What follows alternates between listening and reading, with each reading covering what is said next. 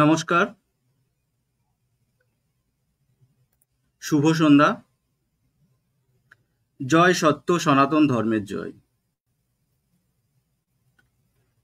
দীনকৃষ্ণ ঠাকুর family বা ঠাকুর পরিবারে আপনাদের স্বাগত। আপনারা জানেন, গত বছরের ন্যায় এই বছর কীর্তন গায়ক সত্য সন্ধানী দীনকৃষ্ণ ঠাকুর সোশ্যাল মিডিয়াতে লাইভ প্রোগ্রাম করছেন। কেন তাকে আমরা সত্য সন্ধানী বলছি? তার কারণ, এর আগে আমরা বহু কীর্তনিয়ার কীর্তন শুনেছি, কিন্তু তাদের কাছে বাস্তব যুক্তি দ্বারা এমন ব্যাখ্যা আমরা কখনো পাইনি। যেমন সূর্য পৃথিবীর চারিদিকে ঘুরে যে মিথ্যা আমাদের শাস্ত্রগ্রন্থ আজও বহন করে চলেছে, বিভিন্ন মুনি ঋষি গপ্প ছাড়া আর কিছুই নয়। সোশ্যাল মিডিয়াতে কমেন্ট সেকশনগুলি ফলো করলে দেখা যায় বারে বারে প্রশ্নের সম্মুখীন হতে হয় তার নাম পরিবর্তন নিয়ে। তাদের আবার জানিয়ে রাখি, দীনকৃষ্ণ ঠাকুর কোনো ব্যক্তির নাম নয়, চেতনার নাম। আপনি যদি মনে করেন আপনার পরিবারের দীনকৃষ্ণ ঠাকুর তৈরি করবেন, তাহলে আপনার পরিবারের শিশুটিকে উচ্চ শিক্ষায় শিক্ষিত করুন। দীনকৃষ্ণ ঠাকুর হাতিয়ার করেছেন শিক্ষা, যার কারণে আমরা শত চেষ্টার পরেও কোনো ধর্মীয় পণ্ডিতকে পেলাম না ঠাকুরের সঙ্গে আলোচনায় বসার জন্য। আসলে এরা 4 পাতা মুখস্থ করে কীর্তন করা কীর্তনিয়া, অর্থাৎ কৃষ্ণের দাস মনে করেন। আসুন আমি শ্রদ্ধেয় দীনকৃষ্ণ ঠাকুর মহাশয়ের স্টুডিওতে নেওয়ার আগে তারই দেওয়া একটি কোট বিবৃতি করে আমি আমার এই ক্ষুদ্র বক্তব্য এখানে শেষ করব। শয়তানে সাধু সেজেছে, ধ্বংস করছে দেশ। শয়তানে সাধু সেজেছে, ধ্বংস করছে দেশ। আমরা এদের চিনতে পারছি না, এরা পড়েছে সাধুর বেশ। নমস্কার।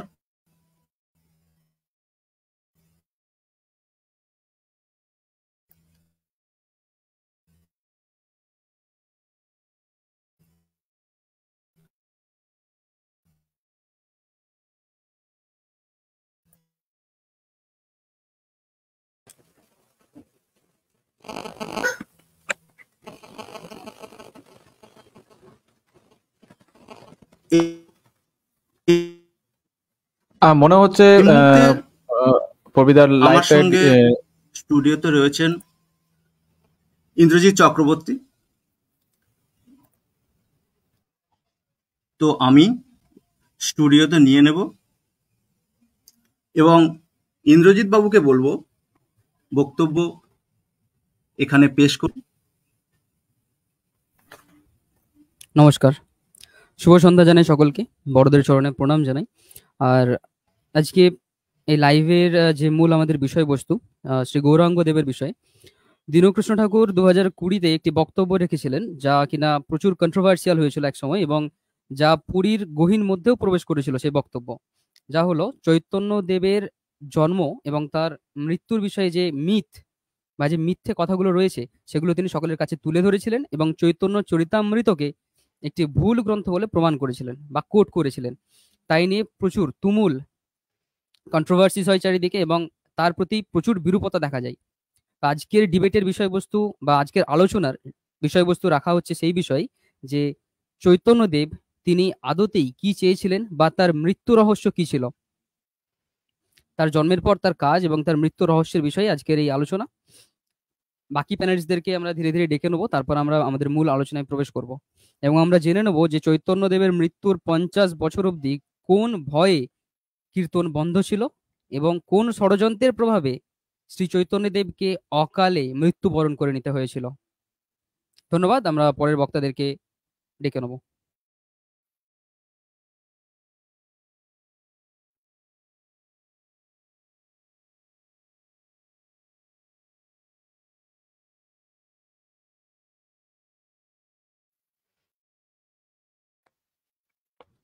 আমার মনে হচ্ছে প্রবিদার নেটওয়ার্কটা একটু ডিস্টার্ব আছে। আমার কথা কি শোনা যাচ্ছে? যদি শোনা যাচ্ছে একটু আপনার কথা প্রপারলি শোনা যাচ্ছে। আচ্ছা, সকলকে নমস্কার এবং শুভ সন্ধ্যা। এই যে বিষয় নিয়ে আজকে আলোচনা হচ্ছে, এই বিষয়টা খুবই একটা ইম্পর্টেন্ট বিষয় এবং এই বিষয়টা নিয়ে একসময় সারা বাংলায় তোলপাড় হয়েছিল। তাই এই বিষয়টা নিয়ে আলোচনা রাখার জন্য সবাইকে অসংখ্য ধন্যবাদ যে এই বিষয়টা আজকে চর্চা হচ্ছে এবং চর্চা হওয়াটা খুব ভালো বিষয়। তো আমার বক্তব্য সামনে আরো রাখবো। তো এখন আমাদের যে প্যানেলিস্টে আরো যারা আছে তারা তাদের বক্তব্য রাখুক। আর এই বিষয়টাকে যারা শুনছেন তারা শেষ অবধি শুনবেন যে আসলে সত্যতা কি মহাপ্রভুর। এই ভিডিও থেকে, আজকের লাইভ থেকে আপনারা সবকিছু জানতে পারবেন। এই জন্য একটু সময় দিয়ে শুনুন, আপনারা অনেক কিছু তথ্য পাবেন। নমস্কার সবাইকে।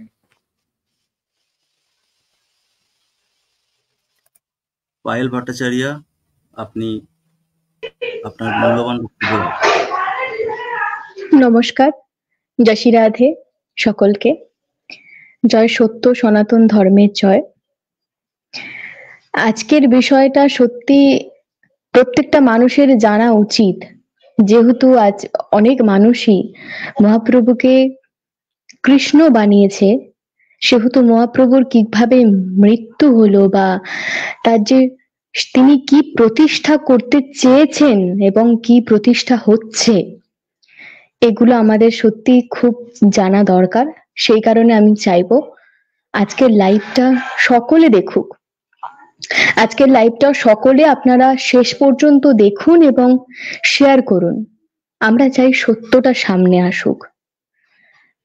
এই শ্রাবণ মাসে প্রত্যেক শনিবার এবং রবিবার আপনাদের সঙ্গে লাইভে দীনকৃষ্ণ ঠাকুর থাকছেন, প্রত্যেকটা আলাদা আলাদা চ্যানেল থেকে।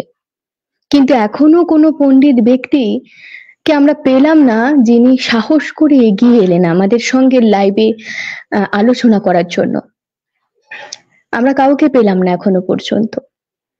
সেটাই ভীষণ দুঃখের ব্যাপার যে আজকে আমরা সনাতন ধর্মটা মানে সত্যতা প্রতিষ্ঠা করতে চাইছি, আর কিছু মানুষ নিজের ধান্দার জন্য সত্যটাকে সামনে আসতে দিচ্ছে না। আমরা চাইবো মানুষ সত্যটা জানুক, আর সত্যটা জানার জন্য অবশ্যই আজকের লাইভটা মানুষ শুনুক এবং শেয়ার করুক, মানুষের কাছে পৌঁছে দিক। এটুকুই বক্তব্য রাখবো।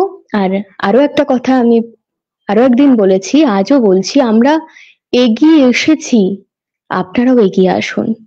আমরা চাই একটা সুন্দর আলোচনার মধ্যে দিয়ে আমরা সত্য কোনটা মিথ্যে কোনটা শুধু এটুকু যাচাই করে দেখি, আর কিছুই না।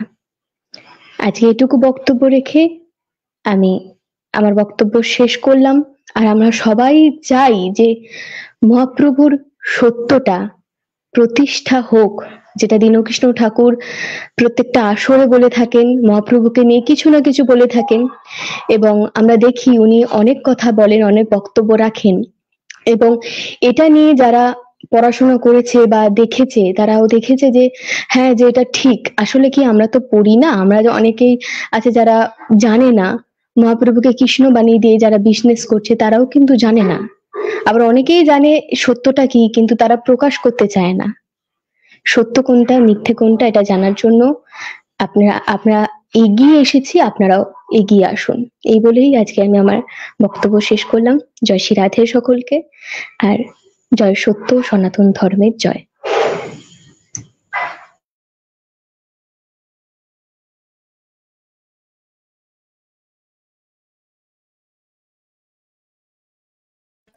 আচ্ছা, আমি লিগ্যাল ডিসক্লেমারটা শো করিয়েছি, অর্থাৎ আইনি প্রতিবন্ধকতা।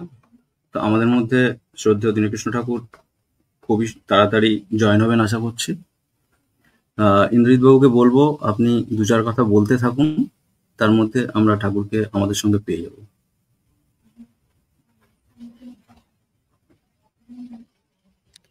ধন্যবাদ মাইক আমার হাতে তুলে দেওয়ার জন্য। আজকের আলোচনার বিষয়বস্তু সম্পর্কে কিছুটা আলোচনা করা যাক। শ্রী চৈতন্যদেব বা গৌরাঙ্গ মহাপ্রভু, তিনি ছোটবেলা থেকেই ছিলেন নাস্তিক, প্রচন্ড পরিমাণে নাস্তিক। প্রত্যেক বিষয়ে তার কৌতূহল, তার প্রশ্ন, তার জানবার ইচ্ছা, তার না জানাকে জানা এবং অচেনাকে চেনার ইচ্ছা, তার সাথে সাথে গ্রন্থের প্রত্যেকটা কথা অথবা সমাজে প্রচলিত প্রত্যেকটা কথাকে পুঙ্খানুপুঙ্খ বিশ্লেষণ করার কথা অথবা তাকে যাচিয়ে দেখে নেওয়ার যে ধারণা বা যে মনোবৃত্তি, সেটা তার মধ্যে প্রতিফলিত হয়েছিল। এবং শ্রী চৈতন্যদেব কিন্তু আদতেই পশ্চিমবঙ্গ নিবাসী বা বাংলা নিবাসী ছিলেন না, তার পূর্বপুরুষরা ছিলেন উড়িষ্যার জাজপুর থেকে, কটকের জাজপুর, সেই জাজপুর থেকে। পরবর্তীতে তারা উঠে আসেন পূর্ববঙ্গে,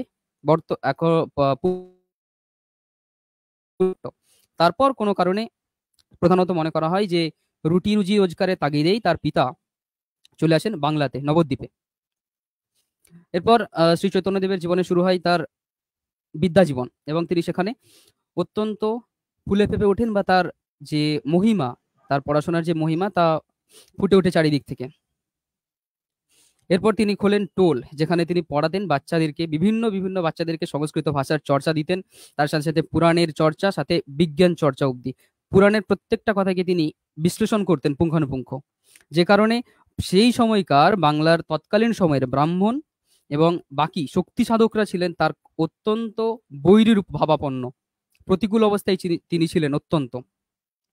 এরপর আমরা আলোচনার বিষয়বস্তুতে যতটা আগাবো, তখন আমরা দেখতে পাবো যে শ্রী চৈতন্যদেবকে একটা দল যারা শক্তি পূজা করত এবং ব্রাহ্মণ ধর্মকে যারা বড় করে নিয়ে যেতে চাইতো, তারা শ্রী চৈতন্যদেবকে মারার চিন্তা ভাবনা করলো। তার প্রমাণ আমরা বিভিন্ন বইয়ে পাই। চৈতন্য অ্যান্ড হিজ এজ বইতে আমরা পাই, আমরা একটু পরেই তার প্রমাণ তুলে ধরবো, যেখানেতে স্পষ্টভাবে লেখা আছে যে শ্রী চৈতন্যদেব বলছেন যে আমার ছাত্ররা এবং সাথে সাথে এই নবদ্বীপের ব্রাহ্মণ কুল, তারা আমার ওপর প্রচন্ড বৈরী ভাবাপন্ন হয়েছে, এবং তারা যে মুহূর্তে আমাকে পাবে সেই মুহূর্তেই আমাকে অ্যাসল্ট বা আমাকে হত্যা করতে পারে অথবা আঘাত হানতে পারে আমার ওপর। এবং তার মা এবং তার বিভিন্ন পারিষদদের প্ররোচনায় এবং বিভিন্ন উপদেশে তিনি নবদ্বীপ ছাড়তে বাধ্য হন এবং সন্ন্যাস গ্রহণে বাধ্য হন। বিভিন্ন গ্রন্থে আপনারা পান না যে চৈতন্যদেব এক রাত্রে হঠাৎ করেই বাড়ি ছেড়ে চলে গিয়েছিলেন? না, সম্পূর্ণ মিথ্যা কথা। চৈতন্যদেব সম্পূর্ণভাবেই তার মায়ের আজ্ঞাতে এবং তার বিভিন্ন পারিষদদের আজ্ঞা পেয়েই বা তাদের কাছ থেকে বিভিন্ন রকমভাবে উপদেশ নিয়েই তারপর তিনি নবদ্বীপ ছেড়েছিলেন, এবং তার পিছনে ছিল হত্যার ভয়, গুম খুনের ভয় ছিল তার পিছনে। যেখানে আমরা চৈতন্য চরিতামৃতের একটা শ্লোক পাই, যে চৈতন্য চরিতামৃত বৈষ্ণবদের কাছে একটা হীরের সমান বলা যেতে পারে, কিন্তু এরা আদেও সেই গ্রন্থকে উল্টে দেখেছে কিনা তার সন্দেহ রয়েছে। না হলে এনারা কোনোদিনও বলতেন না যে শ্রী চৈতন্যদেব তিনি মায়ের আজ্ঞা না নিয়ে শুধুমাত্র মানুষের কল্যাণের জন্য বাড়ি ছেড়েছিলেন। না, চৈতন্য চরিতামৃতের অন্তলীলার একটি শ্লোক রয়েছে, যেটি হলো 10 নম্বর শ্লোক। নীলাচলে আছে আমি তোমার আজ্ঞাতে, যাবৎ জীব তাবৎ আমি নারিব ছাড়িতে। অর্থাৎ তিনি মাকে উদ্দেশ্য করে বলছেন যে মা, আমি তোমার আজ্ঞাতে নীলাচলে আছি, আর তুমি যতদিন আমাকে আজ্ঞা দেবে ততদিন আমি এই নীলাচল ছাড়তে পারবো না। অর্থাৎ এই শ্লোক থেকে স্পষ্ট হয় যে চৈতন্যদেব তিনি তার মায়ের আজ্ঞাতেই বাড়ি ছেড়ে নীলাচলে গিয়ে জায়গা নিয়েছিলেন। আচ্ছা, আমি আমার বক্তব্য এখানে শেষ করছি। আলোচনার মাধ্যমে আমরা বিভিন্ন জায়গায় যখন আগাবো প্রমাণ সহকারে সমস্ত কিছু প্রকাশ করব। তাই বক্তব্য এখানে শেষ করলাম। কারো যদি কিছু বলার থাকে বলতে পারেন এখন।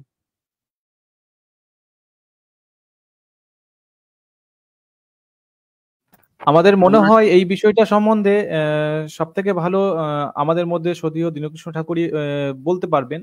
তিনি আসুক এবং এই বিষয়টা নিয়ে চর্চা করুক এবং আগিয়ে যাক এই আলোচনাটা। তার জন্য যদি বল বাইরে কাউকে লিংক দিয়েছেন? হ্যাঁ, লিংক দেওয়া আছে। আপাতত আপনি দীনকৃষ্ণ ঠাকুর মহাশয়কে জয়েন করুন, তারপরে ওনাদেরকে নেওয়া হবে। ঠিক আছে?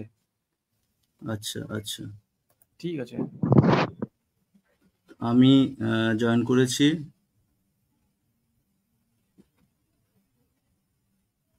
দীনকৃষ্ণ ঠাকুর মহাশয় উনি আমাদের সঙ্গে যুক্ত হয়েছেন। তো আমরা আমাদের আলোচনা আগিয়ে যাব। তার আগে শ্রদ্ধেয় দীনকৃষ্ণ ঠাকুর মহাশয়কে তার মূল্যবান তথ্য কিছু এখানে বলার জন্য আমি রিকোয়েস্ট করব। যারা আমাদের গুরুজন সবাইকে প্রণাম। যারা সমবয়স্ক ভালোবাসা, যারা ছোট শ্রদ্ধা রইল তাদের প্রতি। এবং যে যে সম্প্রদায় জাতি ধর্ম নির্বিশেষে যে যে সম্বোধনে সুখ পেয়াসী তাকে সেই সম্বোধন জানিয়ে আমরা আজকের সান্ধ্যকালীন চর্চা অনুষ্ঠান শুরু করছি। বিগত 3 দিন ধরে শনি রবিবার শনিবার আমরা বসেছি। যারা চ্যানেলের নিয়ম মেনে স্টুডিওতে এসছে, তাদেরকে নেওয়া হোক। আজকের অনুষ্ঠানকে যিনি পরিচালনা করছেন তাকে বলবো যে তাদেরকে নেওয়া হোক, তাদের বক্তব্য শোনা হোক, তারপরে আমরা আমাদের আলোচনা এগিয়ে নিয়ে যাব। অনুষ্ঠানের শুরুতেই আমি জানিয়ে রাখি, যে প্রোগ্রামটা আমরা করছি, প্রোগ্রাম ও সংগ্রাম, এটা কোনো ডিবেট নয়, আলোচনা। যে শাস্ত্রীয় চরিত্রের জন্ম বিবরণ কতটা যুক্তিযুক্ত, আর শাস্ত্রে একেবারে যেসব নোংরা বিষয়গুলো আছে, আমরা যে মত পথ অবলম্বন করি, শুধুমাত্র সেই মতাবলম্বী মানুষদের কাছে আমাদের বিচার রাখা যে এগুলো থাকার প্রয়োজন আছে কি, যদি না থাকে আমাদের প্রত্যেকের কর্তব্য সেগুলোকে পরিষ্কার করা। এবার স্টুডিওতে যারা এসছে, যারা আমাদের সঙ্গে কথা বলার জন্য এতদিন অপেক্ষা করে আছে, তাদেরকে নেওয়া হোক। যিনি পরিচালনা করছেন তার উপরে দায়ভার দিলাম, নেওয়া হোক, তাদের বক্তব্য শোনা হোক। একজন অ্যাড হতে চাইছেন গোপাল রায়, কিন্তু তার ডিভাইস নট কানেক্টেড বলছে, আর এই মুহূর্তে কেউ তো নেই। তার মাইক্রোফোন আর ক্যামেরাটা অন করতে বলো, তাহলে কানেক্ট হয়ে যাবে। আর আরেকজন এসছেন রাজু দাস, করতে বলো। আরেকজন রাজু দাস বলে এসছেন, তো ওনাকে আমি নিয়ে নিচ্ছি।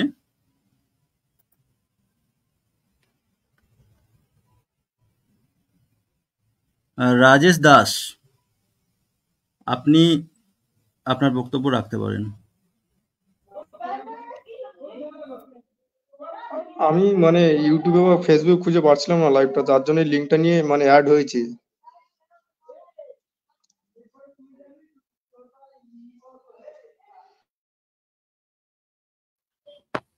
আচ্ছা, আপনার মানে যদি ইনি কিন্তু বিষয়ের উপর কিছু কোনো বলতে প্রশ্ন চাইছেন না। থাকে আজকের যে ইনি বিষয়, কিন্তু কিছু বলতে চাচ্ছেন না, ইনি লাইভটা দেখতে চাচ্ছিলেন। তো এক কাজ করুন, ইনাকে কিক আউট করে দিন এবং ওনাকে বলুন যে আপনি লাইভটা দেখুন। ঠিক আছে, ফেসবুক ফেসবুক যেখানে লাইভটা হচ্ছে সেখানকার ডিটেলসটা দিয়ে দিন এবং লিঙ্কটা দরকার হলে আপনি ইয়েতে কমেন্টে পোস্ট করে দিন আপনার পেজের লিঙ্কটা। এই মুহূর্তে তো আর কেউ নেই, তাহলে আমরা কি আমাদের আলোচনার দিকে এগিয়ে যাব? হ্যাঁ, একদম আলোচনা থেকে এগিয়ে যাওয়াই ভালো, তার কারণ যদি কেউ আসছে তখন আমরা তাকে নিয়ে নেব। এখন আপাতত আলোচনাটাকে এগিয়ে নিয়ে যাওয়া হোক। এবার তাহলে সবাই মাইক আনমিউট করো আর একটু মন দিয়ে শোনো। গতদিনে আমরা চর্চা করছিলাম উড়িষ্যার রাজা ইন্দ্রভূতি, তার লেখা বই জ্ঞান সিদ্ধি,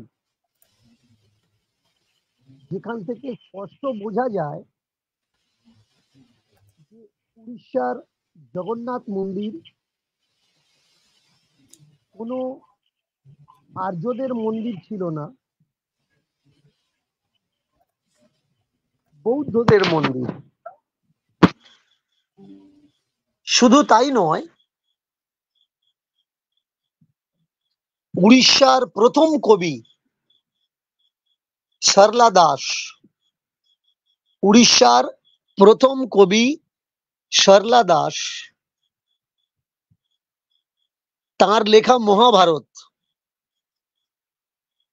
সেখানে শূদ্রমুনি আর শাক্যমুনি এই দুটো বিষয় তুলে ধরা হয়েছে। শুধু তাই নয়, হরিবংশ পুরাণ, এখানেও বলা হয়েছে শূদ্রমুনি আর শাক্যমুনি এরা এক।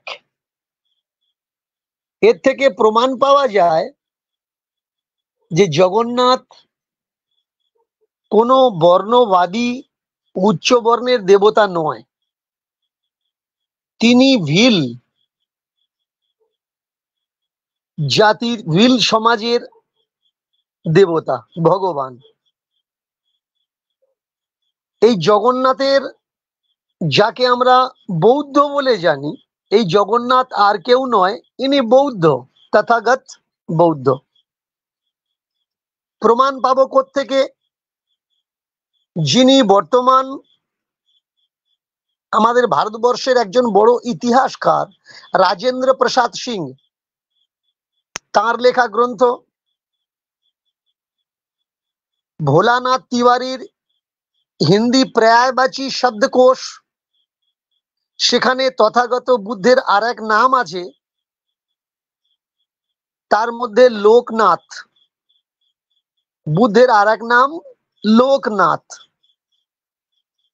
মানুষের ভিতরে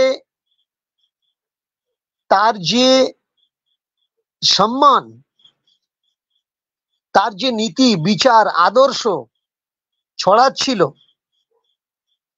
তাই তাকে লোক সমক্ষে লোকনাথ বলে আখ্যা দেওয়া হয়েছে। ভরন্দ আনন্দ কৌশলায়ন পালি হিন্দি শব্দকোষ, যেখানে বুদ্ধের আর এক নাম লোকনায়ক বলে আখ্যা দেওয়া হয়েছে। ডক্টর গিয়ারসন বুদ্ধকে লোকনায়ক বলেছেন।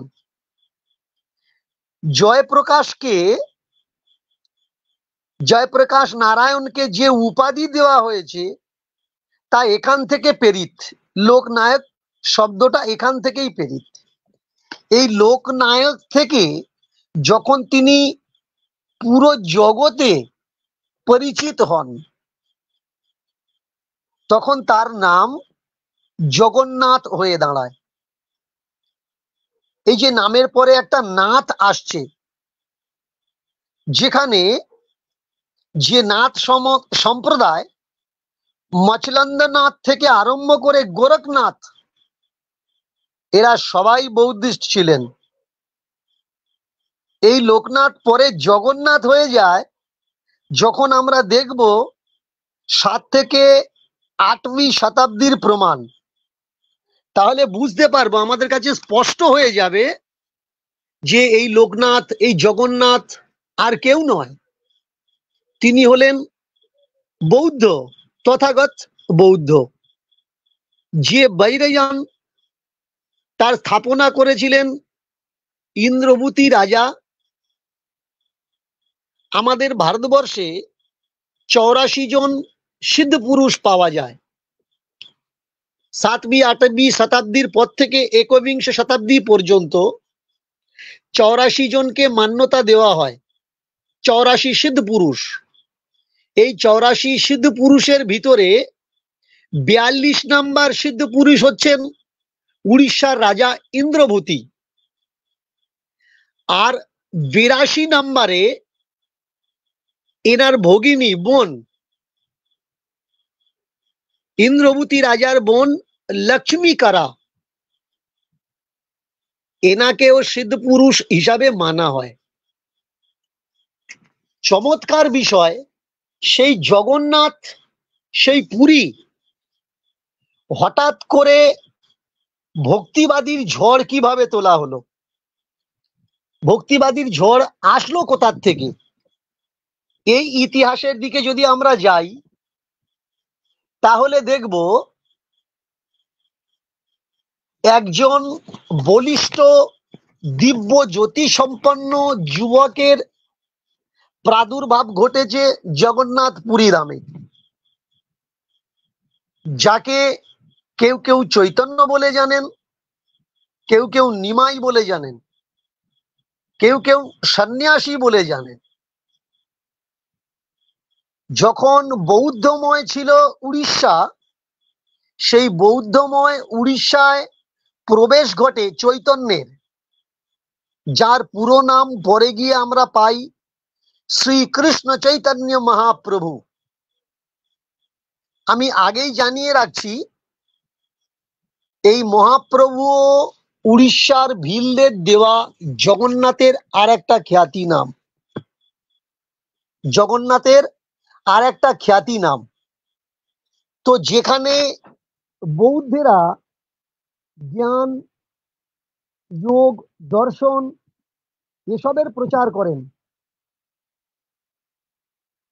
সেখানে নিমাই কি প্রচার করছিলেন? ভক্তিবাদ।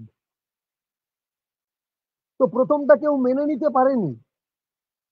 আর এই নিমাইয়ের ভক্তিবাদ প্রচার করার পিছনে ভয়ঙ্কর একটা কারণ আছে, যে কারণটা বর্ণবাদীর শোষণ, বর্ণবাদীদের অত্যাচার।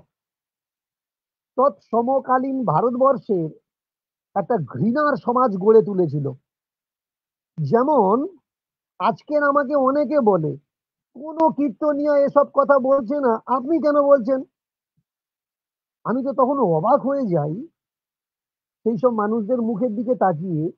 তার মানে তারা চাচ্ছে কেউ না বলুক, তারাও অন্ধের মতো ভেসে যাক, গা ভাসিয়ে দিক। কিন্তু সেই সব মানুষের সংখ্যা অনেক কম, সংখ্যায় অনেক কম। মাঝে মধ্যে কোথাও দেখা মেলে আমাদের সঙ্গে কোনো আসরে। তারা আমাদের বলতে চায় যে আপনার এসব কথাগুলো বলা উচিত না, শাস্ত্রে যা লেখা আছে তাই থাক, যে যা করছে তাই করুক, আপনি এ কথাগুলো বলবেন না। কেন? না, সে অন্ধকারে থাকতে ভালোবাসছে, সে বেরোতে চাচ্ছে না, সে সত্যকে জানতে চাচ্ছে না।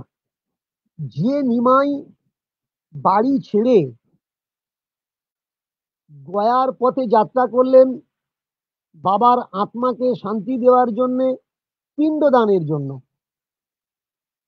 তো বাইরে বেরিয়ে তিনি বুঝতে পারলেন আমাদের দেশের পরিস্থিতি কি, ব্যবস্থা কি। তিনি নির্বাক হয়ে গেলেন। সেদিন যদি নিমাই মেরুদণ্ড সোজা করে, মৃত্যুর ভয় না করে, মাথা উঁচু করে আমাদের দিকে এগিয়ে না আসতেন, তাহলে হয়তো আমরা কেউ জানতেই পারতাম না আমাদের দেশ কত বড় বিপদমুখী, কত বড় বিপদগ্রস্ত। তিনি প্রতিবাদ করলেন, তিনি সংগঠন তৈরি করলেন, জন আন্দোলন তৈরি করলেন। তিনি তৈরি করলেন হরিনাম আন্দোলন সম্প্রদায়। কীর্তনের মাধ্যমে গয়াতে তাকে নিষেধ করা হয়েছিল, বাধা দেওয়া হয়েছিল। আমরা যখন চৈতন্য জীবনী পড়বো তো সেখানে পেয়ে যাব গয়াতে তাকে সন্ন্যাসীরা বাধা দিচ্ছেন। একাধারে তারা প্রতিবাদ করছেন যে সন্ন্যাসীরা গান করবে কেন, সন্ন্যাসীরা নাচ করবে কেন, সন্ন্যাসীরা লাফালাফি করবে কেন। এটা শাস্ত্রীয় যুক্তিতে সন্ন্যাসীর শব্দের একটা কলঙ্ক লাগানো, একটা দাগ লাগানো। আপনি কোত্থেকে পেয়েছেন? কোন শাস্ত্রে লেখা আছে সন্ন্যাসীরা নাচ করবে? তো সেখানে মহাপ্রভুর উক্তি ছিল যে শুধুমাত্র সবাইকে এক করার জন্য আমার এই পথ অবলম্বন করা।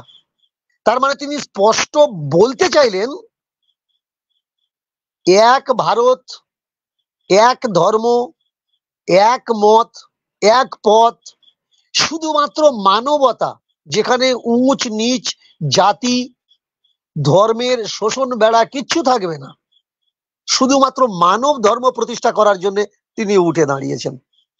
সেই মহাপ্রভু যখন উড়িষ্যাতে এলেন, কিছুদিনের মধ্যে উড়িষ্যার রাজা এবং রাজগুরু তাদের কাছে শ্রদ্ধার পাত্র হয়ে উঠলেন, দেবতুল্য হয়ে উঠলেন, ভগবান তুল্য হয়ে উঠলেন। যেখানে উড়িষ্যার রাজা গৌরাঙ্গমুখী, নিমাইমুখী, সেখানে তো আর প্রজাদের কোনো কথা থাকে না। উড়িষ্যার দিগ্গজ পণ্ডিত রায় রামানন্দ তিনিও শাস্ত্রালাপ করলেন নিমায়ের সঙ্গে। তিনি বুঝতে পারলেন নিমায়ের উদ্দেশ্য কি। তার উদ্দেশ্য কোনোটাই খারাপ নয়। যাজপুর, উড়িষ্যার যাজপুর তাদের পূর্ব বাসস্থলী। এখান থেকে চলে গিয়েছিলেন বর্তমান পূর্ববঙ্গ শ্রীহট্টে, আবার শ্রীহট্ট থেকে পরিবার নিয়ে পালিয়ে চলে আসেন নিমাইয়ের বাবা, যাকে আমরা বর্তমানে নবদ্বীপ বলছি। এটা যখন আমরা মহাপ্রভু সম্বন্ধিত মহাপ্রভু জীবনী গ্রন্থ আমরা পড়ব, খুব স্পষ্ট হয়ে যাবে আমাদের কাছে। আমরা বুঝতে পারবো তার জীবনী কেমন ছিল, সুখকর না দুঃখকর। তিনি চাইলে চারটে টোলের মালিক তিনি ছিলেন। শুধু তাই নয়, অল্প বয়সে বিদ্যাসাগর উপাধি তিনি লাভ করেছিলেন। তৎকালীন সময়ে কোনো পণ্ডিত ছিল না তার সঙ্গে বাক যুদ্ধে কিছুক্ষণ টিকবে, কিছুক্ষণ তার সামনে দাঁড়াতে পারে। তো তৎকালীন সময়ের নবদ্বীপ, এখন যেমন আমরা বলি লন্ডন ফেরত, FRCS লন্ডন, মহাপ্রভুর সময়কালে সব থেকে বড় আখাড়া ছিল নবদ্বীপ, পণ্ডিতদের বড় বড় আখাড়া। সেই নবদ্বীপের মতো জায়গায় তার নিজি টোল ছিল 4খানা। সেই বিলাসবহুল জীবন ছেড়ে, স্ত্রী ছেড়ে, মা ছেড়ে তিনি সংসার ত্যাগী হয়েছিলেন। কাদের জন্যে? আমাদের জন্যে, আমাদের চক্ষু দানের জন্যে, আমাদের প্রাণ দানের জন্যে, আমাদের জীবন দানের জন্যে, আমাদের বিপদ থেকে বাঁচানোর জন্যে। যেখানে কিছু মানুষ আজও পদবলি, লীলা, কীর্তন, ধ্রুপদীর মাধ্যমে মানুষকে মিথ্যা ভাবাবেগে ভাষায় যে নিমাই লুকিয়ে পালিয়ে চলে এসেছিলেন, সেখানে লক্ষ লক্ষ মানুষের সামনে সিংহনাদ গর্জন করে আমি মানুষকে এই মিথ্যার পদদলিত করে তাদেরকে জানাই যে নিমাই কাপুরুষ নয়, আমাদের নিমাই ভীরু নয়, আমাদের নিমার পালায়নি, বরং নিমাইয়ের মা আর নিমাইয়ের স্ত্রী তারা মজবুত হাত শক্ত করে হৃদয়ে পাষাণ চেপে তাকে নবদ্বীপ থেকে বের করে দিয়েছিলেন। কারণ তৎকালীন সময়ের কিছু কুচক্রী বর্ণবাদী মানুষ, আমি আবার রিপিট করছি, কিছু কুচক্রী বর্ণবাদী মানুষ তারা নিমাইকে মারতে চেয়েছিলেন। কেন না, নিমাই তাদের গলার কাঁটা হয়ে দাঁড়িয়েছিল। যেখানে ধর্মের মাধ্যমে নারী দেহ, গৃহের মালিকের ধন সম্পদ তারা শোষণ লুট চালাচ্ছিল, মনু সংহিতার মাধ্যমে, একটা ঘৃণিত গ্রন্থ, মনু সংহিতার মাধ্যমে ল বিচার দিয়ে সেখানে নিমাই প্রতিবাদ করে উঠেছিলেন। আজকের বর্তমান বৈষ্ণবদের জানা উচিত যে নিমাই কখনো চায়নি একে অন্যের হাতে খাবে না, এক অন্যের বাড়িতে যাবে না, এক অন্যের বিছানাতে আশ্রয় নেবে না, এক অন্যের বাড়ি জলগ্রহণ করবে না।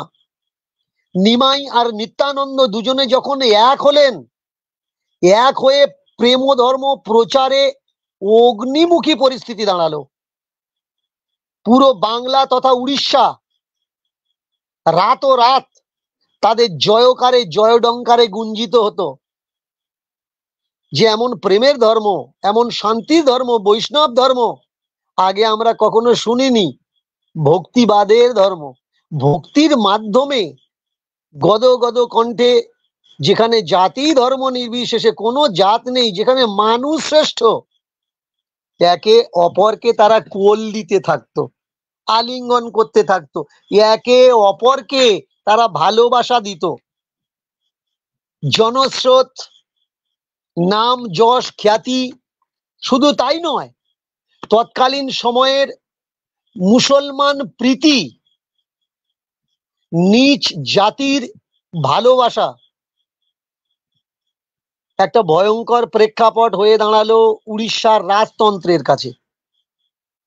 সেই উড়িষ্যার রাজতন্ত্রের ছবি হয়ে দাঁড়ালো ভয়াবহ, যেখানে বিধর্মীরা কখনো আক্রমণ করতে পারেনি। উড়িষ্যার সেই রাজ্য ভক্তিবাদে ভাসার পর তৎসময়ের উড়িষ্যার রাজা অবহেলা চলে আসলো রাজনীতিতে। তার ত্যাগ, বৈষ্ণবতা আর সন্ন্যাস মনোভাবনায় রাজকার্য পরিচালনায় বিঘ্নতা দেখা দিল। একাধারে বিধর্মীদের আক্রমণের সংখ্যা, আর একাধারে নিমাই তথা মহাপ্রভু শ্রীকৃষ্ণ চৈতন্য মহাপ্রভুর এমন লোক ও জনপ্রিয়তা, জননায়ক হয়ে দাঁড়িয়েছেন।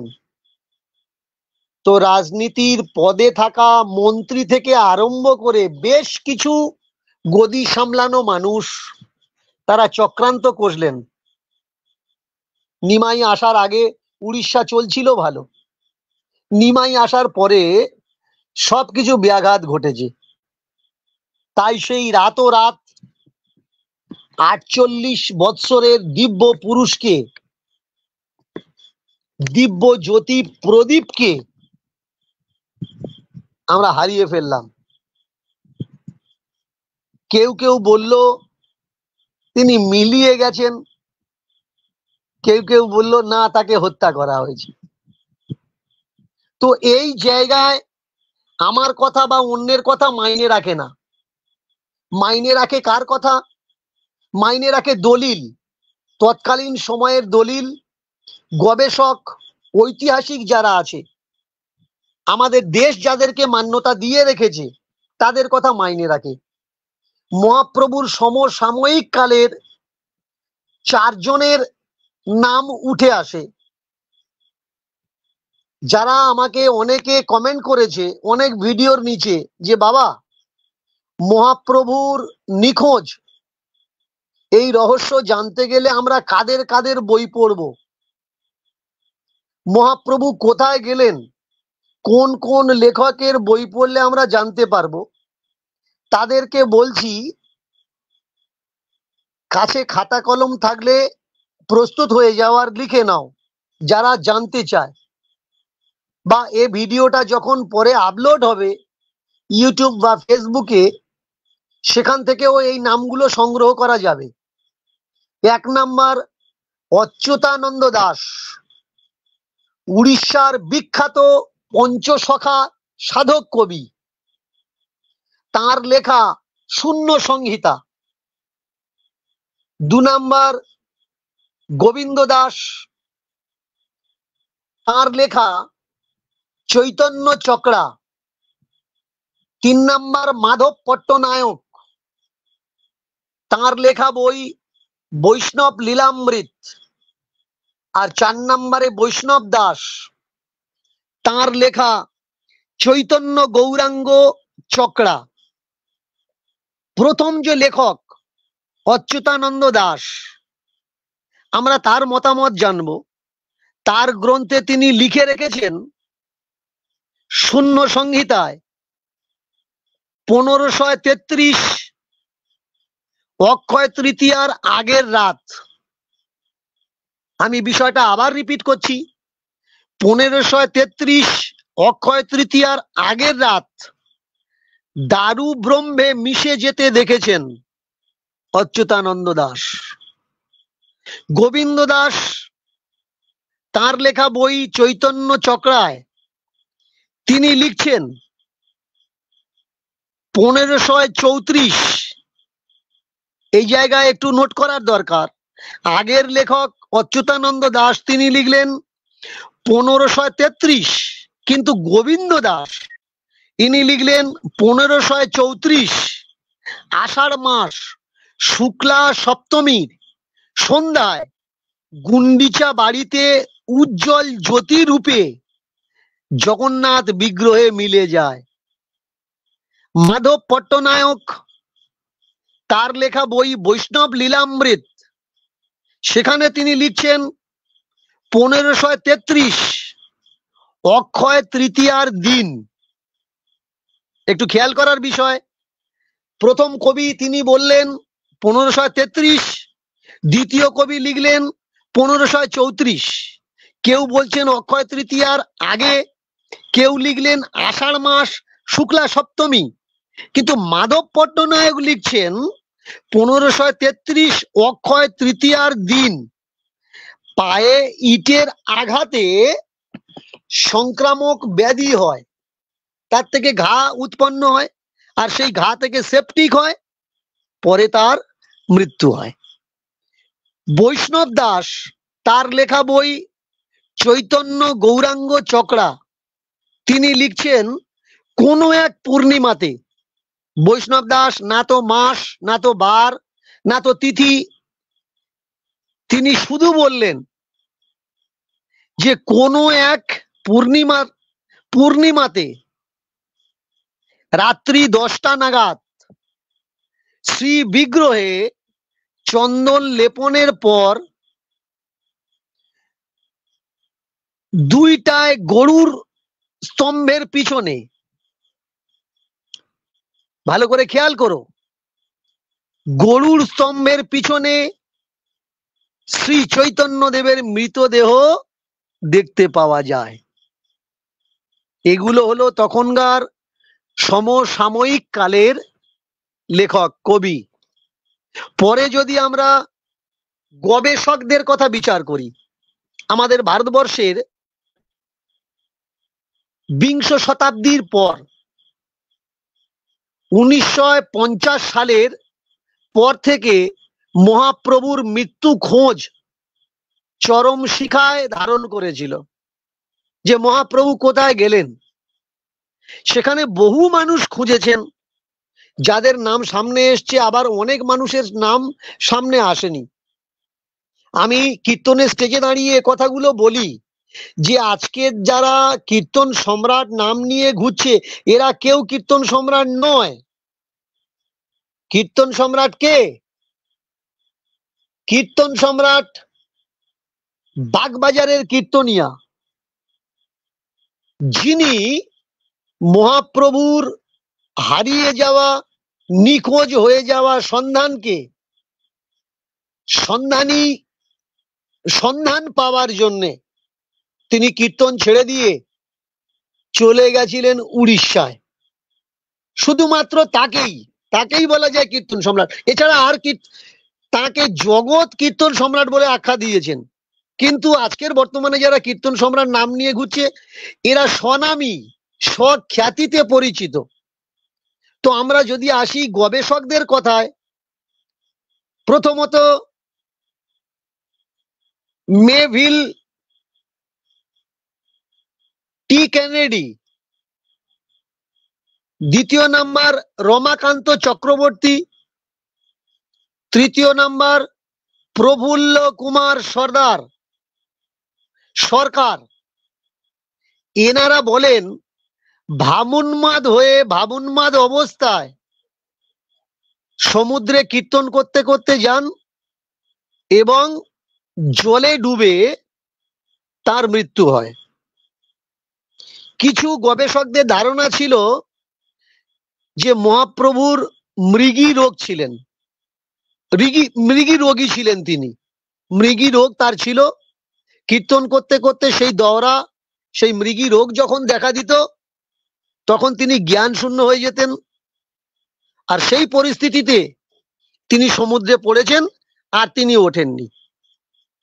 কিন্তু পরে প্রভাত মুখার্জি, বিমান বিহারী মজুমদার, ডক্টর অমূল্য চন্দ্র সেন, ডক্টর দীনেশ চন্দ্র সেন, শ্যামলাল গোস্বামী, এনারা জয়ানন্দের বক্তব্যকে সঠিক বলেন। এনারা বলেন জয়ানন্দের লেখা চৈতন্য মঙ্গল, তিনি বলেছেন আষাঢ় মাস সপ্তমীতে কোনো এক টোটায় মানে কি?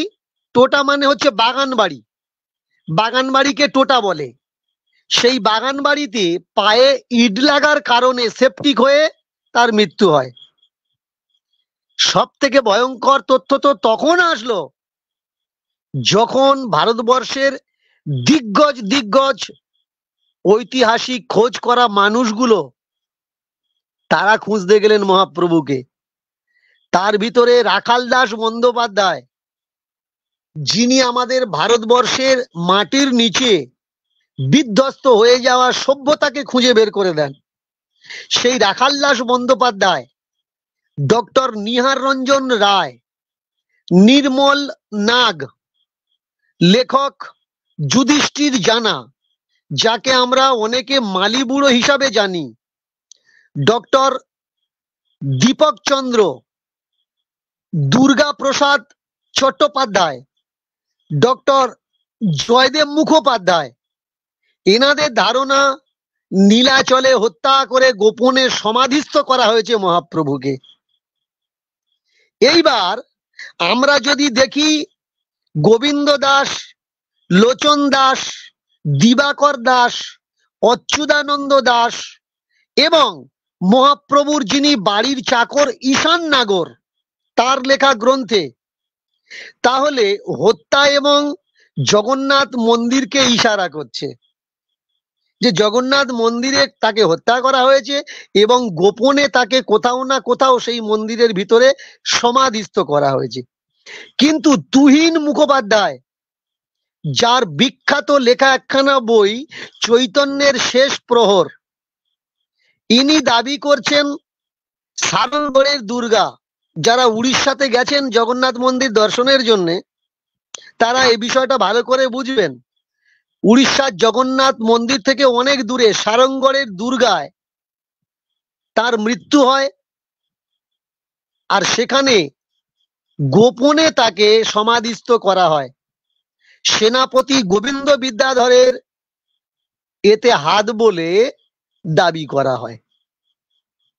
আমরা যতগুলো লেখক তৎসমকালীনের যদি তাদের বিচার দেখি, আমরা দেখব কেউই সঠিক কথা বলছে না, একটা লেখক আর এক লেখকের সঙ্গে বক্তব্য মিলছে না।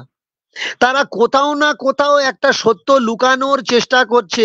হতে পারে রাজনৈতিক প্রেক্ষাপট বা কোনো একটা ভয় তাদের কাজ করেছে। সত্য কথা যদি তারা লেখে, তাদেরও মহাপ্রভুর মতো নিখোঁজ হতে হবে।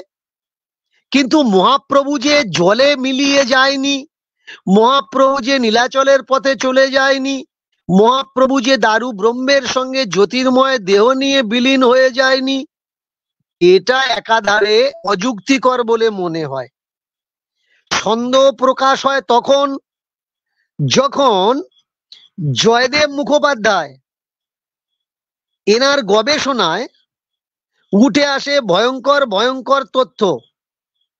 ডক্টর জয়দেব মুখোপাধ্যায়কে আমরা দেখতে পাই তার যে প্রথম খোঁজ, সেই খোঁজের প্রথম যে বই তিনি বের করেছিলেন, সেই বইয়ের প্রথম ভাগ যখন তিনি প্রকাশিত করলেন এবং প্রকাশিত হওয়ার পরে দ্বিতীয় ভাগ তিনি খুব সত্বর মানুষের সামনে আনবেন এবং তিনি বক্তব্যের মাধ্যমে মানুষকে জানিয়ে দেন যে তার হাতে তৎসমকালীনের রাজার লেখা চিঠি এবং লেখকের প্রমাণ সহিত কিছু পুঁথি তিনি পেয়েছেন, যার দ্বারা তিনি প্রমাণ করে দেবেন মহাপ্রভুকে হত্যা করে কোথায় সমাধিস্থ করা হয়েছে। কিন্তু দুঃখের বিষয়, 1995 সাল 17 এপ্রিল এই জয়দেব মুখোপাধ্যায়কে চমৎকার ভাবে তার মৃত্যু আমরা দেখলাম। পিছন থেকে হাত বাঁধা অবস্থায় স্নানের জলের ভিতরে তার মুখ গোঁজা অবস্থায় পড়ে থাকতে তাকে পাওয়া গেল। শুধু তাই নয়, তার মা থাকতেন তার কাছে, তার মাও অস্বাভাবিক ভাবে তারও মৃত্যু হয়ে গেল। এই মৃত্যু নিয়ে না তো কোনো বৈষ্ণব, না তো কোনো গৌড়ীয় মানুষ কথা বলেছে, না তো কোনো লেখক এ প্রশ্ন চিহ্ন এনেছে তুলেছে। শুধুমাত্র খোঁজ পাওয়া যায়, যারা যারা খুঁজতে গিয়েছে তারা তারা চৈতন্য মহাপ্রভুর মতো নিখোঁজ হয়ে গেছে। এখানেও একটা প্রশ্ন চিহ্ন এসে যায়, থেকে যায়। তবে কি গৌরাঙ্গ মহাপ্রভুর সঙ্গে কোনো কিছু ভয়াবহ দুর্ঘটনা ঘটেছে, যা সেকালের সময় থেকে একাল পর্যন্ত একদল কিছু মানুষ প্রকাশ হতে দিতে চাচ্ছে না? এটা অনেক মানুষের প্রশ্ন থেকে যায়। আমরা শুধু বলতে পারি আমরা আশাবাদী, আমরা যদি জয়দেব মুখোপাধ্যায়ের দ্বিতীয় পর্বটা পেতাম হয়তোবা প্রকাশ হয়ে যেত, কিন্তু ব্যথা লাগে, কষ্ট লাগে কোন জায়গায়? কষ্ট আমাদের লাগে সেই জায়গায় যে যারা মহাপ্রভুর অনুগামী বলে দাবি করছেন, আজকের ভিডিও চ্যাটিং এর মাধ্যমে সোশ্যাল মিডিয়াতে এসে বিভিন্ন ধরনের ভণ্ড পাখণ্ডী সাজে, তাদের ব্যাকগ্রাউন্ড চরিত্র আলাদা আর সোশ্যাল মিডিয়ার চরিত্র প্রেক্ষাপট সম্পূর্ণ আলাদা। তো যারা পিছনে শুধু স্যুট প্যান্ট কোট প্যান্ট পরে নাচানাচি করে হোটেলে খেয়ে বেড়াচ্ছে, আর যারা সোশ্যাল মিডিয়াতে এসে কপাল রাঙিয়ে ঝোলা রাঙিয়ে মহাপ্রভুর গুণগান করছে, এইসব মানুষদের আমি কখনো দেখিনি যে মহাপ্রভু গেলেন কোথায় তার খোঁজ সম্বন্ধে কোনো প্রশ্ন চিহ্ন তারা তুলেছে। ইতিহাস আমাদের শিক্ষা দেয়, ইতিহাস থেকে আমাদের শিক্ষা নেওয়ার দরকার যে এই জগৎকে, এই সমাজকে যারা যারা যতবার মঙ্গল কামনা করতে চেয়েছে, যাদের জন্যে মঙ্গল কামনা করতে চেয়েছে, তারাই আক্রমণাত্মক হয়ে উঠেছে তাদের প্রতি। তাদেরকে বিষিয়ে দিয়েছে একদল মানুষ।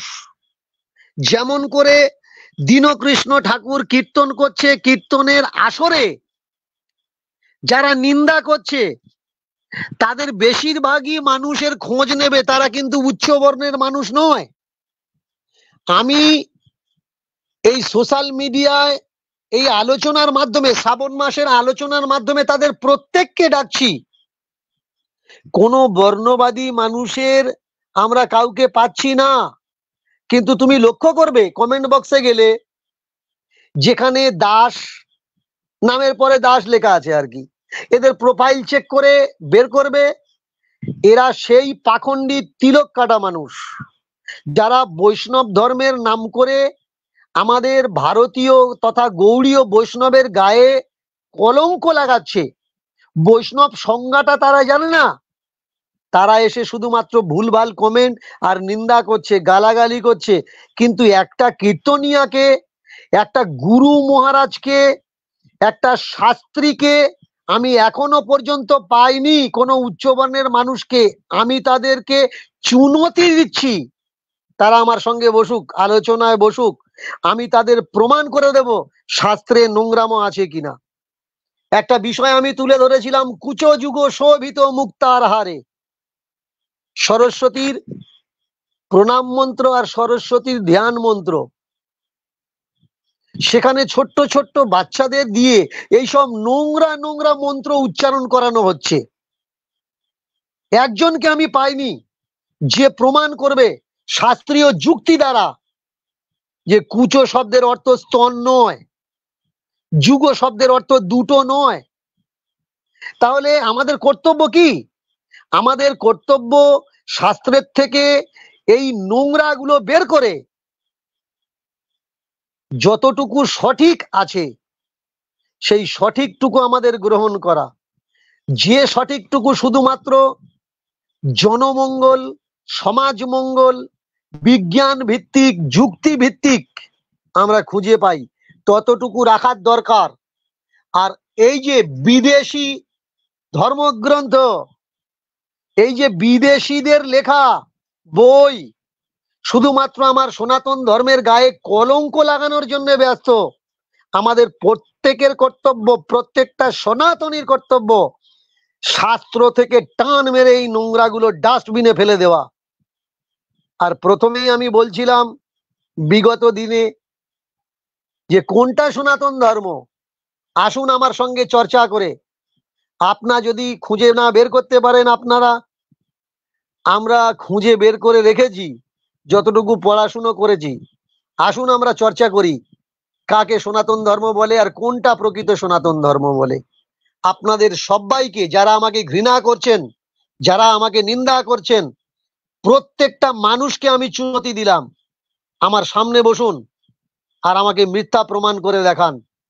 আমি প্রমাণ করব যে আমি মিথ্যা নই, আর আপনি প্রমাণ করে দেখাবেন আমি মিথ্যাবাদী, আমি মিথ্যা কথা বলছি, শাস্ত্রে নোংরামো নেই। আপনি যদি প্রমাণ করতে পেরেছেন, আমি দীনকৃষ্ণ ঠাকুর কথা দিচ্ছি, যতদিন বাঁচবো কীর্তনের আসরে দাঁড়িয়ে আমি কীর্তন করব না। আমার উদ্দেশ্য সনাতন ধর্ম নষ্ট করা নয়, আমার উদ্দেশ্য সনাতন ধর্মের ভিতকে মজবুত করা। আমার উদ্দেশ্য খেটে খাওয়া মানুষকে ধর্মের অধিকার ফিরিয়ে দেওয়া। আমার উদ্দেশ্য যে ধর্ম মানুষকে জাতিবাদ দিয়েছে সেই জাতিবাদের বেড়াকে মুচড়ে দমড়ে পায়ের নিচে মিশিয়ে দিয়ে এক করে দিয়ে মানবতাকে প্রতিষ্ঠা করা। আমার বিচার, যে ধর্ম আমরা করছি তার ভিতরে একটা মন্ত্র কোন শূদ্রের নামে কেন লেখা হয়নি? শুধুমাত্র ব্রাহ্মণদের জয়গান, শুধুমাত্র দেবতাদের জয়গান। কিন্তু সেই দেবতাদের যারা ভরণ পোষণ করছে, যারা খেতে দিচ্ছে, যাদের অনুদানে এই পূজারী ভিখারি ব্রাহ্মণদের বর্ণবাদীদের হাঁড়িতে চুলো জ্বলে, তারা কেন একটা মন্ত্র তৈরি করছে না তাদের জন্যে, যাদেরকে নিজ জাত বলা হচ্ছে? আমার প্রতিবাদ সেই জায়গায়। যারা তোমরা সারাদিন না খেয়ে বার করছো, তোমরা কখনো খোঁজ নিয়েছো যে তোমাদের নামে কোনো মন্ত্র নেই? শাস্ত্রে তোমাদের বারব্রত করার অধিকার দেয় না, শাস্ত্রে তোমাদেরকে নিষেধ করা হয়েছে শাস্ত্রমুখী হওয়া।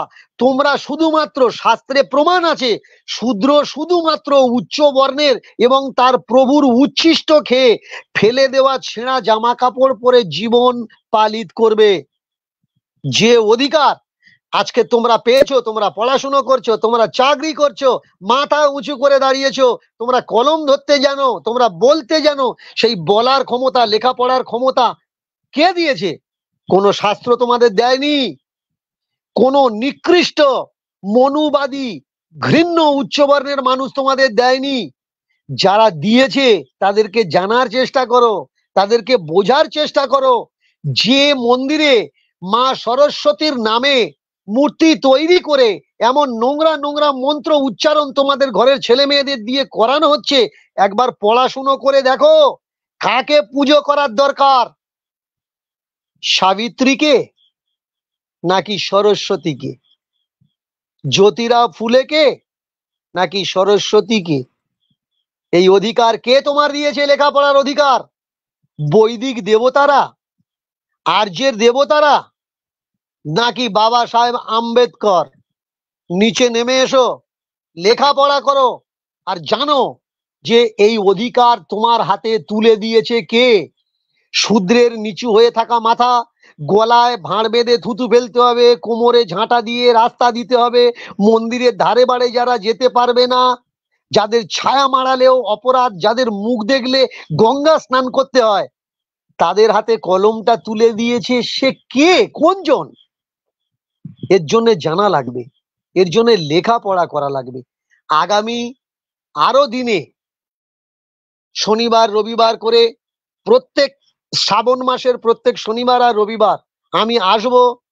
আপনাদেরকে চুনতি দিলাম, যারা মোড়ের মাথায় চায়ের দোকানে, যারা সোশ্যাল মিডিয়ায়, যারা হরিবাসরে ভাগবত পাঠ করতে উঠে ব্যাস আসনে বসে দীনকৃষ্ণ ঠাকুরের নামে নিন্দা করছেন, চলে আসুন, বসুন দীনকৃষ্ণ ঠাকুরের সামনে আর আলোচনা করুন। তারপরে ঠিক পাবেন কে দীনকৃষ্ণ ঠাকুর। দীনকৃষ্ণ ঠাকুর সনাতন ধর্ম নষ্ট করতে চাচ্ছে না সনাতন ধর্মকে কলঙ্ক মুক্ত করতে চাচ্ছে? আজকের 9টা বাজতে চলেছে, 1 মিনিট বাকি আছে। এখানে আমি আমার বক্তব্য থামিয়ে, যদি স্টুডিওতে কেউ এসে থাকে তাকে নিতে বলবো, তার 2-4টে কথা শুনবো আমরা, তার সঙ্গে 2-4টে কথা বলে আজকের অনুষ্ঠান আমরা সমাপ্তি করব। যিনি পরিচালনা করছেন তিনি স্টুডিওর দিকে একটু লক্ষ্য করে তাকে নিয়ে নিন। এখনো পর্যন্ত কেউ আসেননি যাকে আমরা অ্যাড করতে পারি, কেউ নেই। আপনি আপনার বক্তব্য চালিয়ে যান। আমি বলে রাখি, অনেকে দাবি করছে যে আইডি প্রুফ কেন লাগবে, আধার কার্ড কেন দিতে হবে। আধার কার্ডটা কোনো ইস্যু না। আধার কার্ড আমরা কেন চাচ্ছি? আধার কার্ড আমরা এই জন্যে চাচ্ছি, আমরা জানতে চাচ্ছি যে সেই মানুষটা কে, সেই ব্যক্তিটা কে। আর আমাদের এই চ্যানেলের মাধ্যমে যতগুলো ছেলে সোশ্যাল মিডিয়াতে কাজ করছে প্রত্যেকের একটা ডিসক্লেমার আছে, সেই ডিসক্লেমার থেকে এবং তাদের একটা মূল বক্তব্য আছে যে আমাদের চ্যানেলগুলো কখনো কুকথা নোংরা কথা বলার অধিকার দেয় না এবং বলেও না। আধার কার্ড আমরা এই জন্যে চেয়েছি, আমাদের সঙ্গে আলোচনাতে এসে কেউ যদি নিম্নতর স্তরের ভাষা প্রয়োগ করে, কুরুচিকর মন্তব্য রাখে, অসভ্য ভাষায় গালাগালি করে, যাতে এখান থেকে বেরিয়ে না যেতে পারে, সমাজের জন্য হানিকর শব্দ প্রয়োগ করে, সমাজে বিশৃঙ্খলা তৈরি করার কোনো কথা বলে, আমরা যাতে আইনি ব্যবস্থা নিতে পারি তার জন্য আধার কার্ড চেয়েছি। আমরা চেয়েছি সুষ্ঠুভাবে আলোচনা হোক, রেফারেন্সমূলক আলোচনা হোক, শাস্ত্রীয় আলোচনা হোক, ঐতিহাসিক তথ্যমূলক গবেষণামূলক আলোচনা হোক, কেউ যেন কারোর নিজি মত প্রয়োগ না করুক। সবাইকে ধন্যবাদ, সবাইকে শুভ সন্ধ্যা জানিয়ে আজকের অনুষ্ঠান আমি বিশ্রাম দিচ্ছি। এবার যদি তোমাদের কারোর কিছু বলার থাকে তোমরা দু চার কথা বলে আজকের অনুষ্ঠান বিশ্রাম দাও। বাবা, আপনি ভালো থাকবেন, সুস্থ থাকবেন। খুব ভালো আলোচনা হয়েছে। আমি বলবো আমার সঙ্গে স্টুডিওতে এখনো রয়েছেন ইন্দ্রজিৎ চক্রবর্তী, আকাশবাবু এবং পায়েল ভট্টাচার্য। তো আপনারা আপনাদের কিছু মন্তব্য এই এখন যে লাইভ শুনলেন তার উপরে রাখুন, তারপরে আমরা আমাদের লাইভ বিশ্রাম দেব।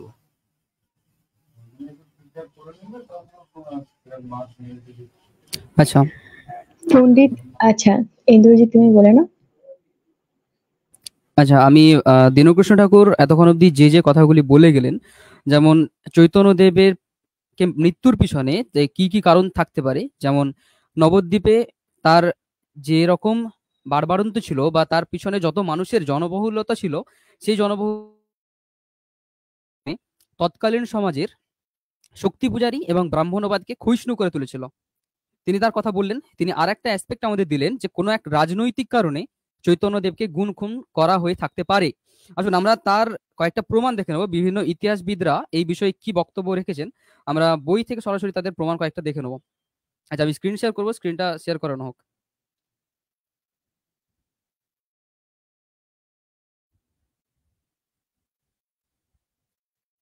আচ্ছা, এই বইটির আমি এখন যে বইটা আপনাদের কাছে শো করছি সেই বইটির নাম হলো Chaitanya and his age by Dinesh Chandra Sen. বিখ্যাত ঐতিহাসিক দীনেশ চন্দ্র সেন তিনি তার বই চৈতন্য অ্যান্ড হিজ এজে লিখছেন যে নিমাই, গ্রন্থটি বাংলাতে রয়েছে, আপনার স্ক্রিনশট নিয়ে ট্রান্সলেট করে দেখতে পারেন। নিমাই বলছেন কি যে মা আর আমার পারিষদরা বা আমার বন্ধুরা আমাকে যে বিষয়ে ভয় দেখিয়েছে আমি সেই বিষয়ের উপর ভিত্তি করে সন্ন্যাস গ্রহণ করতে চলেছি। আরেকটা জায়গায় যেখানে আমি ব্লু কালারের দাগ দিয়ে রেখেছি সেখানে লেখা আছে, তিনি বলছেন, অর্থাৎ নিমাই নিজে মুখে বলছেন, কি বলছেন, দি স্কলার্স অফ নদিয়া, নদিয়ার সমস্ত বিশেষ ব্যক্তিবর্গ বা যারা পঠন পাঠন করেন সেই সমস্ত ব্যক্তিবর্গ are still hostile to me, এখনো আমার প্রতি বৈরী ভাবাপন্ন।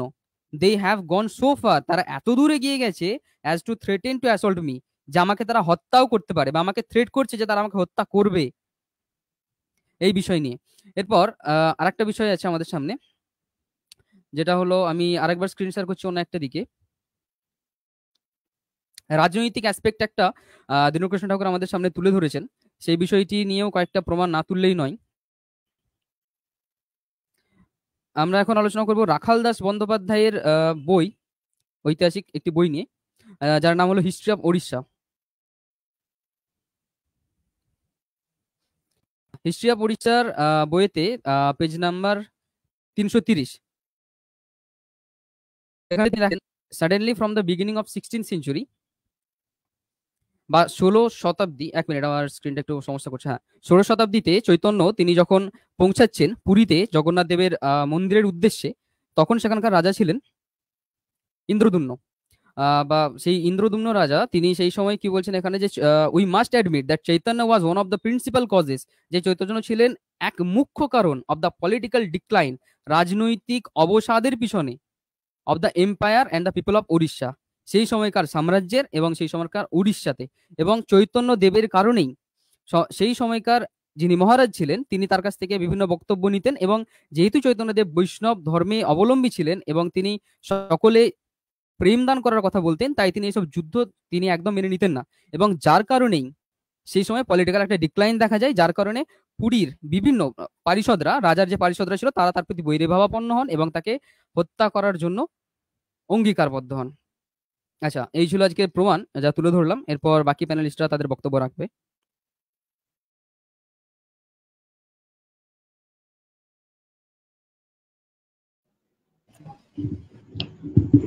নমস্কার। এত পণ্ডিত ব্যক্তিরা যারা বলে থাকেন যে দীনকৃষ্ণ ঠাকুরের কীর্তন শুনলে নরকে যাবে, দীনকৃষ্ণ ঠাকুরের কীর্তন শুনলে পাপ হবে, শুনো না তার কীর্তন, সেই সমস্ত পণ্ডিত ব্যক্তিরা কিন্তু এই লাইভটা দেখবেন। তাদের উদ্দেশ্যে আমি বলছি, উনি প্রত্যেকটা আসরে গিয়ে আপনাদেরকে বলেন যে ওনাকে মিথ্যে বা ভুল প্রমাণিত করে দেখান, তাহলে উনি কীর্তন কিন্তু ছেড়ে দেবেন। এত বড় সুযোগ আপনাদেরকে উনি দিচ্ছেন, আজও উনি সেই একই কথা বললেন যে আপনারা এসে আলোচনার মাধ্যমে ওনাকে মিথ্যে প্রমাণ করে দেখান, তাহলে কিন্তু উনি কীর্তন ছেড়ে দেবেন। আপনারা যেটা বারবার বলছেন আপনি কীর্তন ছেড়ে দিন, আপনার কীর্তন করার কোনো দরকার নেই, তাদেরকে বলছি এত বড় সুযোগ আপনাদেরকে দিচ্ছেন দীনকৃষ্ণ ঠাকুর, কিন্তু আপনারা আসছেন না। আজকে 1 ঘন্টা আমরা অপেক্ষা করলাম, 2 সপ্তাহ ধরে এটা নিয়ে প্রচার করলাম, কিন্তু আপনারা কেউ এলেন না। তাহলে কিন্তু আপনারা নিজেরাই স্বীকার করছেন যে দীনকৃষ্ণ ঠাকুর মিথ্যে নয়, দীনকৃষ্ণ ঠাকুর ভুল নয়, তাকে মিথ্যে প্রমাণ করার সাহস আপনাদের নেই, তাকে ভুল প্রমাণিত করার সাহস আপনাদের নেই। যারা বলে থাকে দীনকৃষ্ণ ঠাকুরের কীর্তন শুনলে নরকে যাবে, তারা কোথায় গেল? তারা কেউ আসেনি, কারণ তারা জানে যে দীনকৃষ্ণ ঠাকুর একটা কথাও মিথ্যে বলছে না, তাই তারা সাহস করে এগিয়ে আসতে পারেনি। আমরা কিন্তু এগিয়ে এসেছি, তারা কিন্তু কেউই আসেনি। মানুষের এটা বোঝা উচিত। আমি এটুকু বলেই আজকের বক্তব্য শেষ করলাম। বাকিদের বক্তব্য বলে আজকের লাইভটা এখানে শেষ করো। আকাশবাবু কিছু বলুন। হ্যাঁ, আমার নেটওয়ার্কের একটু ডিস্টার্ব আছে। আপনি প্রোগ্রামটা এখানে শেষ করে দিন। ঠিক আছে? আবার দর্শকদের সঙ্গে আবার কোনো নতুন ভিডিওতে এসে বা নতুন লাইভে এসে আবার আলোচনা হবে। আপনি এখানে ওকে, লাইভটা সমাপ্ত করে দিন। সবাইকে শুভরাত্রি। তো আমি শ্রদ্ধেয় দীনকৃষ্ণ ঠাকুরের একটি কোট যেটি শুরু করেছিলাম সেটি বলেই আবার শেষ করছি। শয়তানে সাধু সেজেছে, ধ্বংস করছে দেশ, আমরা এদের চিনতে পারছি না, এরা পড়েছে সাধুর বেশ। ধন্যবাদ। জয় শ্রী রাধে, জয় শ্রীকৃষ্ণ। সবাই ভালো থাকবেন, সুস্থ থাকবেন, দীনকৃষ্ণ ঠাকুরকে সাপোর্ট করবেন।